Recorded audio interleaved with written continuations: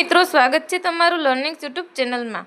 મિત્રો, આજે આપણે ધોરણ 5ની આવનારી સીઈટીની પરીક્ષા માટે ખૂબ જ મહત્વના પ્રશ્નોની ચર્ચા કરીશું। પ્રશ્ન 1, ખોરાકનું સંપૂર્ણ પાચન કયા અવયવમાં થાય છે? તો નાના આંતરડામાં। પાચન તંત્રનો કયો અવયવ ખોરાકને વલોવવાનું કાર્ય કરે છે? તો જઠર। ખોરાકના પાચનની શરૂઆત કયા અવયવમાં થાય છે? તો મોંમાં। ડૉક્ટર બ્યુમેન્ટ માર્ટિન નામના સૈનિક પર શરીરના કયા અંગ વિશેના પ્રયોગો કર્યા? તો પેટ। ખોરાકને મોંમાંથી જઠરમાં લઈ જવાનું કાર્ય કોણ કરે છે? તો અન્નનળી। ઝાડા ઉલટી થાય ત્યારે ખાલી જગ્યા અને ખાલી જગ્યાનું દ્રાવણ લેવું જોઈએ? તો મીઠું અને ખાંડ। ખાલી જગ્યા થાય ત્યારે જમવાનો સ્વાદ બરાબર જાણી શકાતો નથી? તો શરદી। એસિડિટી થવાનું કારણ શું છે? તો ખોરાકનું પાચન બરાબર ન થવાથી। કયા અંગમાં ન પચેલા ખોરાકમાંથી પાણીનું શોષણ થાય છે? તો મોટા આંતરડામાંથી। પ્રશ્ન 10, નાના આંતરડાનો ઉપરનો છેડો કયા અવયવ સાથે જોડાયેલો છે? તો એમાં આવશે જઠર। બંધ બેસતા જોડકા રચો। તેમાં મરચાં, અજમો, તજ, લસણ અને સરસવ। તો તેમાં આવશે એનો સ્વાદ કેવો હોય છે? તીખો।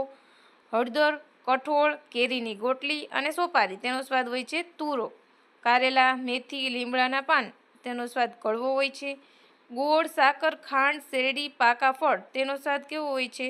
તો તેનો સ્વાદ ગળ્યો એટલે કે મીઠો હોય છે। મીઠું તો ખારો। લીંબુ, આંબલી અને કાચી કેરી, તો તેનો સ્વાદ હોય છે ખાટો। પ્રશ્ન 12, તેમાં પણ જોડકા જોડો છે। તો મોં સાથે આવશે ખોરાકને ચાવવાનું અને લાળ રસ ભેળવવાનું કાર્ય કરે છે। અન્નનળી તો મોંમાંથી ખોરાકને જઠરમાં પહોંચાડે છે। જઠર તો આવશે ખોરાક વલોવે છે।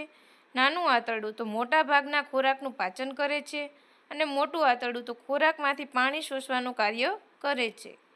પ્રશ્ન 13, નીચેનામાંથી કયા ખાદ્ય પદાર્થને લાંબો સમય સાચવવા ઉકાળવામાં આવે છે? તો જવાબ આવશે દૂધ। નીચેનામાંથી કઈ વિગત ખાદ્ય પદાર્થના પેકેટ પર લખવામાં આવતી નથી? તો બનાવનારની સહી। નીચેનામાંથી કયો ખોરાક 1 અઠવાડિયામાં બગડી જાય છે? તેમાં આવશે મીઠાઈ।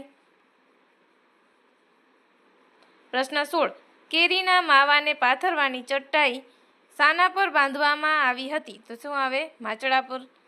ખાદ્ય પદાર્થ પેકેટ પર લખેલી વિગતો પૈકી કઈ વિગત પરથી તે ખાવાલાયક છે કે નહીં તેનો ખ્યાલ આવે છે? તો તેમાં આવશે કે વાપરવાની છેલ્લી તારીખ। નીચેનામાંથી કઈ ઋતુમાં દૂધ જલ્દી બગડી જાય છે? તો જવાબ આવશે ઉનાળામાં। 19મો પ્રશ્ન, કેરીનું અથાણું સામાન્ય રીતે કેટલો સમય સારું રહેતું હોય છે? તો જવાબ આવશે 12 મહિના। અથાણું ભરવાની બરણીઓને ખાલી જગ્યામાં સૂકવીને ભેજ રહિત કરવામાં આવે છે? તો સૂર્યપ્રકાશ। ખાલી જગ્યાની છાલમાંથી કાથીની દોરી બનાવવામાં આવે છે? તો જવાબ આવશે નાળિયેર। પ્રશ્ન 22, ચટાઈના ખાલી જગ્યાના ઝાડના પાંદડામાંથી બનાવવામાં આવે છે? તો શું આવશે? તાડ।